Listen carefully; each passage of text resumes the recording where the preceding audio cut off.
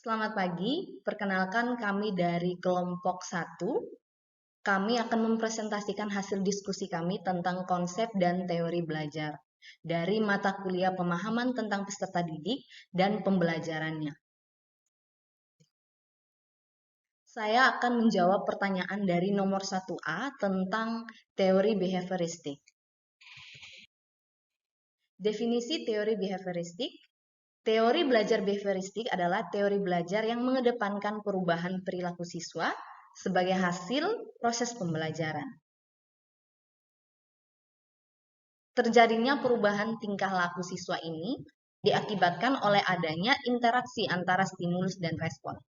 Dengan kata lain, teori belajar behavioristik atau teori behaviorisme ini berorientasi pada perilaku peserta didik yang lebih baik. Jika siswa tidak menunjukkan perubahan setelah diberikan teori ini, maka siswa tersebut tidak dapat dikatakan telah belajar dengan baik. Penerapan teori behavioristik di dalam kelas. Sebagai contoh, ketika siswa bolos pada suatu mata pelajaran, guru dapat memberikan teguran dan hukuman. Hukuman dapat berupa penugasan membuat esai atau tulis tangan tentang tema kebersihan sekolah dengan minimal 1.500 kata. Jadi tujuan pemberian hukuman ini agar siswa tersebut mendapatkan efek jera dari perilaku melanggar aturan tersebut. Oke, baik, saya akan melanjutkan bagian saya tentang teori sosial kognitif. Yang pertama, kita melihat definisi teori sosial kognitif. Konsep tentang teori sosial kognitif ini adalah belajar observasi atau belajar dengan cara mengamati. Terus, yang kedua, teori ini diaplikasikan dengan cara meniru model yang berada di lingkungan sekitar, contohnya di dalam kelas, keluarga, dan lain sebagainya, yang menyebabkan adanya perubahan perilaku pada pelajar. Terus di bawah ini, mari kita melihat skema tentang penerapan teori sosial kognitif. Yang pertama, ada individu, terus ada lingkungan, dan selanjutnya ada tingkah laku. Oke, di sini aspek-aspek ini saling berhubungan timbal balik, di mana individu mempengaruhi lingkungan, lingkungan juga mempengaruhi individu, lingkungan mempengaruhi tingkah laku juga mempengaruhi lingkungan, tingkah laku mempengaruhi individu, dan sebaliknya. Yang berikut, mari kita melihat penerapan teori sosial kognitif di dalam kelas. Terdapat 4 komponen, yang itu yang pertama ada atensi. Atensi ini adalah komponen di mana pelajar menaruh perhatian kepada model yang ingin ditiru. Terus yang kedua ada retensi. Retensi ini adalah saat pelajar memperhatikan kesamaan tingkah lakunya dengan model. Terus yang ketiga ada produksi. Pelajar harus memiliki kemampuan motorik untuk bisa meniru model. Terus yang terakhir ada motivasi. Di sini perubahan tingkah laku pelajarnya akan terlihat berdasarkan besar kecilnya motivasi yang ada. Terus contoh penerapan di dalam kelas itu ada 2 anak yang bersahabat, yang pertama namanya Irma, terus yang kedua namanya Ani. Di sini Irma adalah anak yang mahir berbahasa Inggris dengan struktur kalimat yang baik. Terus Ani merasa bahwa Irma ini sangat keren. Dia ingin meniru Irma. Jadi, dia berusaha dan belajar dengan keras sehingga kemampuan berbahasa dengan kalimat struktur kalimat yang baiknya pun meningkat. Terima kasih atas waktu dan kesempatan yang diberikan kepada saya. Saya akan menjawab bagian saya mengenai teori konstruktivisme dan penerapannya di dalam kelas. Yang pertama, definisi teori konstruktivisme. Teori belajar konstruktivisme adalah teori belajar yang mengedepankan kegiatan mencipta serta membangun dari sesuatu yang telah dipelajari. Nah, sebelum menerapkan teori konstruktivisme ini, dalam kelas kita harus memperhatikan langkah-langkah dalam menerapkan teori belajar konstruktivisme dalam kelas, yaitu yang pertama, Guru membentuk pemikiran peserta didik bahwa bekerja secara mandiri akan menghasilkan kegiatan belajar yang lebih bermakna. Yang kedua, mengembangkan kegiatan inquiry di semua topik pembelajaran. Yang ketiga, memunculkan rasa keingintahuan peserta didik terhadap suatu permasalahan melalui bertanya. Dan yang terakhir, membentuk kelompok-kelompok belajar tertentu. Berikut penerapan teori konstruktivisme di dalam kelas. Bisa dicontohkan dengan penerapannya dalam kelas dapat dicontohkan sebagai berikut. Pak Tobi adalah seorang guru bahasa Indonesia pada jenjang pendidikan menengah di kelas 7. Saat ini pelajaran Pak Tobi memasuki materi teks prosedur tentang cara membuat tempat pensil dari bahan bekas. Pak Tobi membuat suatu instruksi agar para peserta didik bisa mulai menerapkan teori belajar konstruktivisme di dalam kelas. Untuk membuat teks prosedur tentang cara membuat tempat pensil dari bahan bekas ini, peserta didik diminta untuk mengikuti langkah-langkah berikut.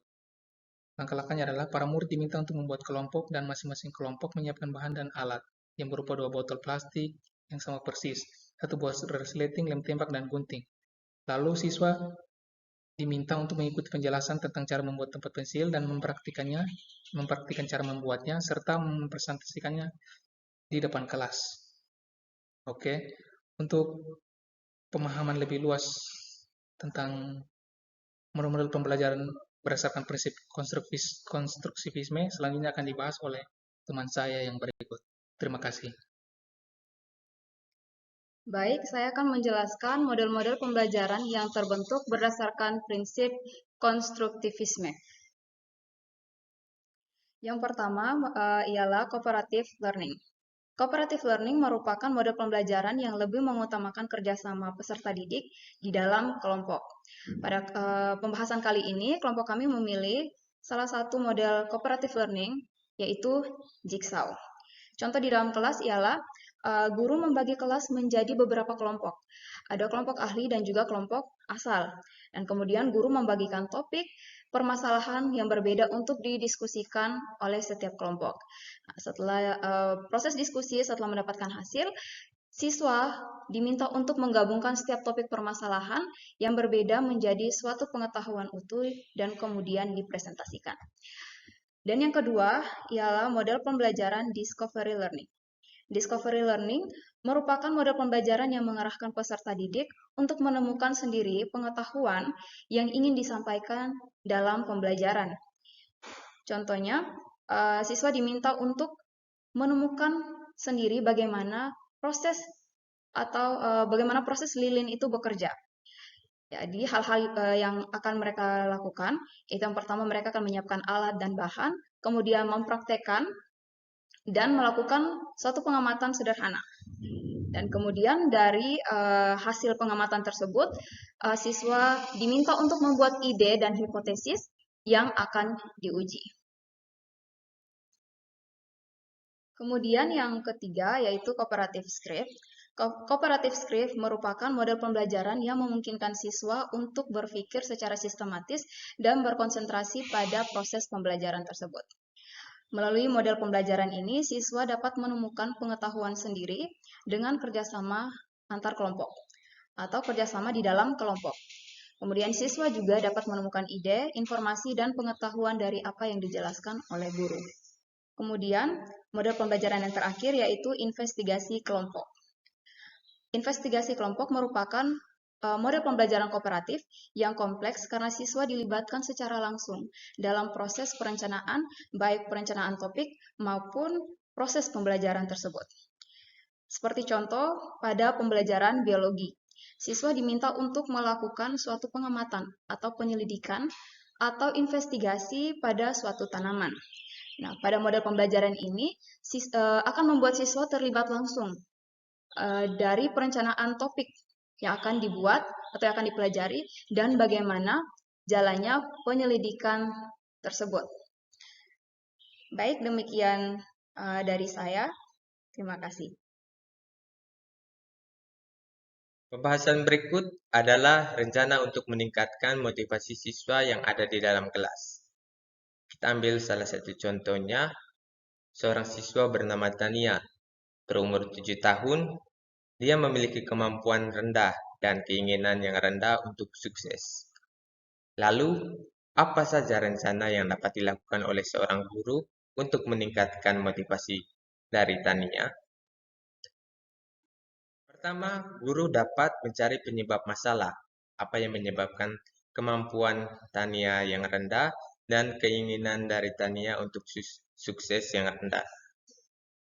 Beberapa faktor dapat mempengaruhi kemampuan yang rendah dari seseorang.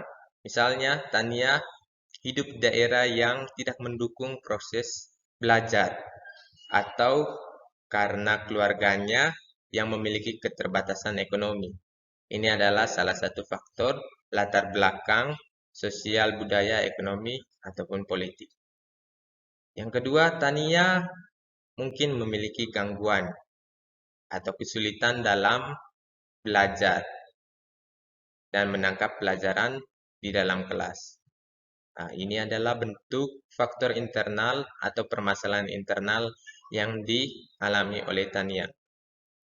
Dan yang terakhir, faktor eksternal seperti Tania merasa bosan dan jenuh dari metode belajar mengajar yang ada di kelasnya. Setelah mengetahui penyebab dari masalah, kenapa kemampuan rendah dan keinginan untuk sukses yang rendah dari Tania, seorang guru dapat memberikan solusi untuk meningkatkan motivasi dari Tania. Misalnya, solusi untuk latar belakang keterbatasan ekonomi. Guru dapat menempatkan Tania di antara teman-teman kelas yang mampu mendukung Tania dalam proses belajar di dalam kelas maupun di luar kelas. Kemudian, guru dapat memberikan motivasi juga berupa imbalan. Misalnya ketika Tania berpartisipasi aktif dalam kelas, guru dapat memberikan pujian, nilai tambahan, ataupun hadiah. Berikutnya, Tania dapat diberikan motivasi tentang seorang yang telah mencapai kesuksesan. Tujuan dari solusi ini adalah agar Tania kembali mampu menumbuhkan rasa keinginan untuk sukses atau mengikuti sosok yang telah sukses tersebut. Dan yang terakhir solusinya adalah untuk menghindari atau mengurangi rasa bosan dari Tania, guru dapat menggunakan metode belajar lain yang lebih menyenangkan dan kembali menumbuhkan rasa semangat belajar dalam diri Tania, seperti metode belajar diskusi kelompok bersama teman-teman kelasnya, demonstrasi di depan kelas, pembelajaran di luar kelas, atau kompetensi di dalam kelas seperti misalnya diadakan kuis atau perlombaan di dalam kelas, atau guru dapat memanfaatkan media audio visual dalam proses belajar mengajar sehingga pembelajaran lebih menyenangkan dan interaktif. Sekian hasil presentasi dari kelompok kami. Kami mohon maaf jika ada beberapa kata yang kurang berkenan selama proses presentasi dari kelompok kami. Kami juga membuka ruang diskusi pada presentasi ini melalui pertanyaan-pertanyaan yang dikirimkan oleh teman-teman, dan juga kami menerima segala masukan baik kritik dan saran dari teman-teman semua. Terima kasih, sampai jumpa.